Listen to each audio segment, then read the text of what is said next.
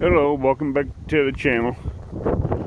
I'm doing this video just to clarify something that someone had asked the other day in the chat about what to look for in the river. And I'm on the Mississippi this morning just looking around, and this is what I look for when I'm bank fishing. Is one, if you see those pylons, those anchor points where the barges tie up to, cast out around them. Flatheads and blues will hang out there. If you see that seam right there, that's going right from that point all the way down. You'll normally get your shad, your skipjack, your moon eye, your Asian carp. A lot of your bait fish that hang out in there. But the winter time, you'd probably want to cast out a little bit farther with a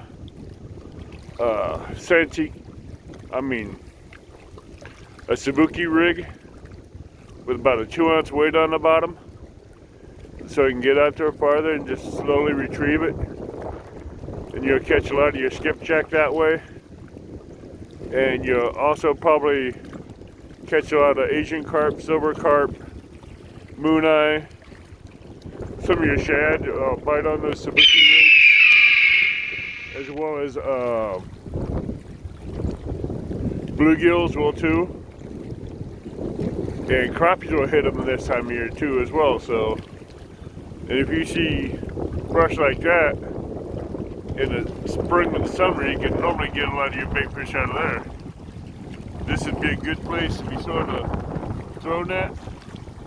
But right here, the water's up. It's been up because it's pushed a lot of your logs and everything back up in the middle of the parking lot. You can see that's where my truck is, but it's also pushed a lot of mud up here, some debris, which is good for firewood this time of year.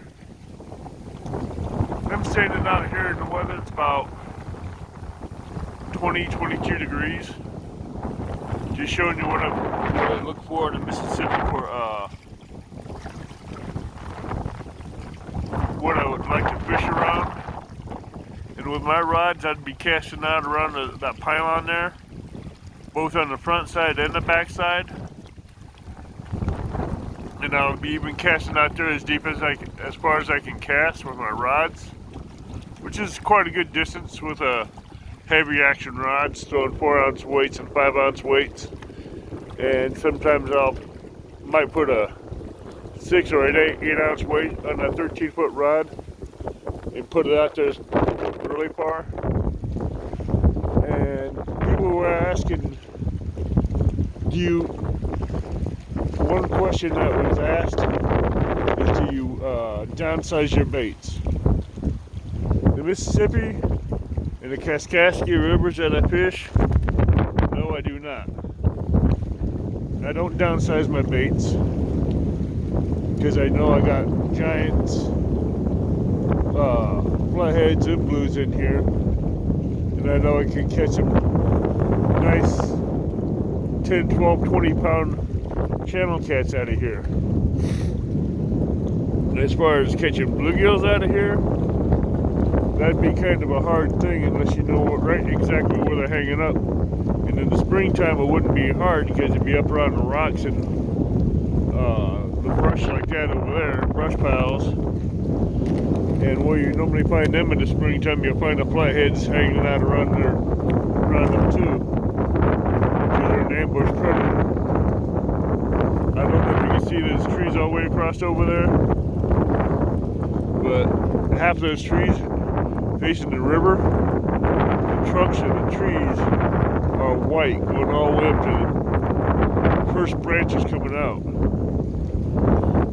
That's basically sleet and ice that's covered that tree. It won't kill them or anything, but it's just letting you know how bad the ice and sleet storm came through here. And I will do another video on the Kaskaskia River letting you know what to look for there, because that's a whole different setup. And I will be doing a gear rigs and show you how I rig up my gears, my rods and reels, and why I have my drag set the way I do in another video. Someone was asking the rods and reels that I use, the line and tackle I use. I'll be covering that one in the next video. So I'll see you in the next one. Later.